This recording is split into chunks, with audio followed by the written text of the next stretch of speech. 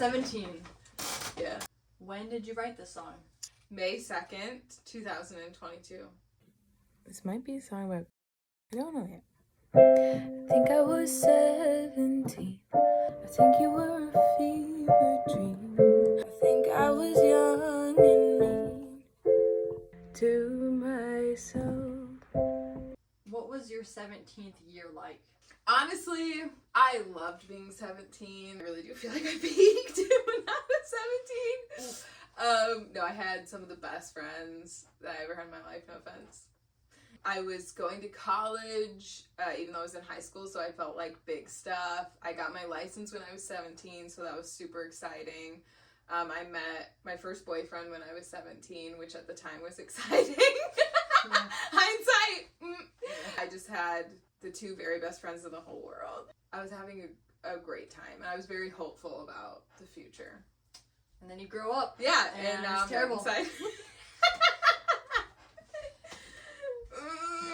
Okay. What do the lyrics of the bridge mean to you? It's a weird kind of heartache when the mistake you've been making ends up breaking. But now that it's over, I'm coming over to tell you what I already should have told you. If I hadn't thought desire was a sin, I would have grabbed your face and given it a kiss. But I chose wrong and I was young, so let me love you now that I am 21.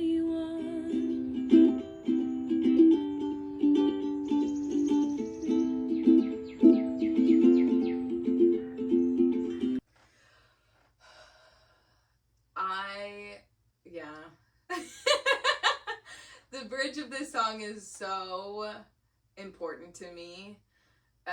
This whole song is important to me. It's my favorite song on the album. But the bridge specifically really touches on some important topics to me. It says, you know, it's a weird kind of heartache when the mistake that you've been making ends up breaking. And this really means to me, like, when you're in a relationship that you know you probably shouldn't be in anymore, and it ends up ending, it is a weird kind of heartache. You feel really conflicted, kind of relieved, also just kind of really disappointed, a little bit devastated that it never got around to being something good.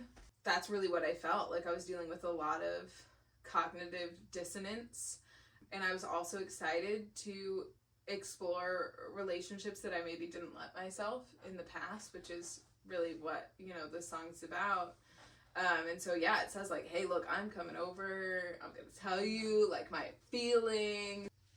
The bridge really starts to touch on one of the underlying messages of this song that's very important to me, that is maybe subtler, but I feel like if you've lived it, you could hear it. And that is the topic of dealing with like purity culture, some residual feelings of growing up in very purity oriented culture, and the idea that like you have to find the right person the first time, and they have to check every single one of your boxes, and like you should not let yourself even like have a crush on anybody that you're not married to. And I remember being like 15 and going on like my first date that my parents had to drop me off at, and I like had told the guy beforehand, I was like, don't you even think about holding my hand, because I was like, you know, and it's just like, oh, it makes me sad for myself because I really feel like I missed out on a lot, like even just holding hands with a guy at a movie theater. And so that's really what the line in the bridge that's like, look, if I hadn't thought that having a crush on you would have gotten me sent down below, like I would have just kissed you, to be honest, you know, because in my head, like that was the biggest deal, and I still think it's a big deal. I think it's important, and there's a lot of things about that upbringing that were good, and then a lot of things that were tough. And so yeah, that bridge means a lot to me, and it's probably the most raw and emotional and it's not so obvious, like I said, because I don't think I was ready to like really dive into that, but it definitely scratches the surface of the amount of regret that those kind of ideas can result in. So you've said earlier this is your favorite song on the album. Why is that? I think because when I write a song, it's because I feel like I haven't found a different song already out there that says exactly what I'm feeling. And I feel like this song is that way more than any other song I've written. Not to toot my own horn, because there's nothing new under the sun. But I just do really feel like this is a song that most people can relate to, but that I haven't heard yet. Which is kind of difficult to do both. Like, how can I really specifically say exactly what I'm going through, but also make it so that you can also relate to it?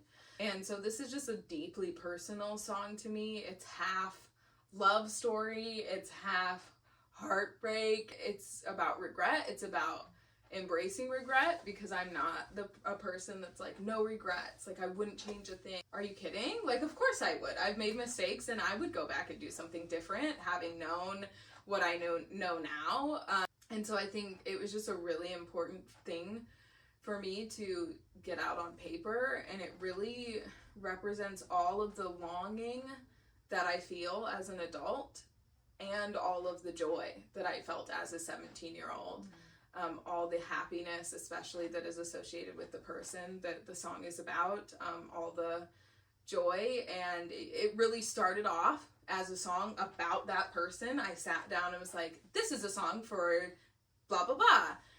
And as time went on, it was like, actually though, like this is a song about me and my journey into adulthood, and realizing that you don't always reap what you sow, that the things that you thought you would have when you were 17, you don't have anymore when you're 21, and kind of the emotions that go along with that. Yeah. So I just love it. It's exactly how I feel. So you say in the song you're 21, but you're actually 23. Correct. So Correct. what has changed in the 2 years in between? You know, in some ways, not as much as I would like. Not as much as you might think. Because I definitely do feel like I can still listen to this song and really understand and relate to it.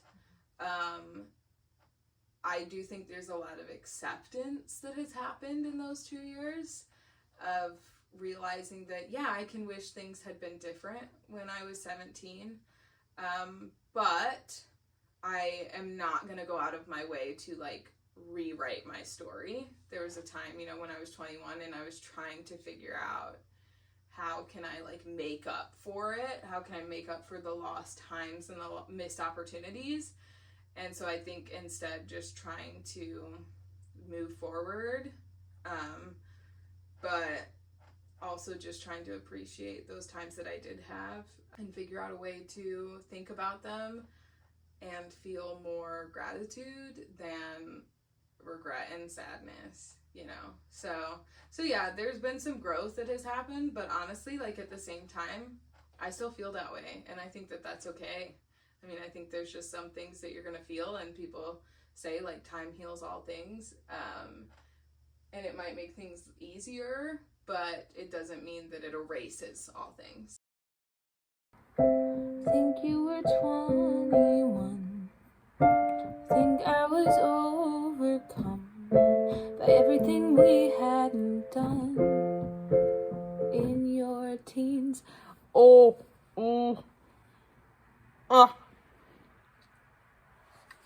they playing the piano? That's good.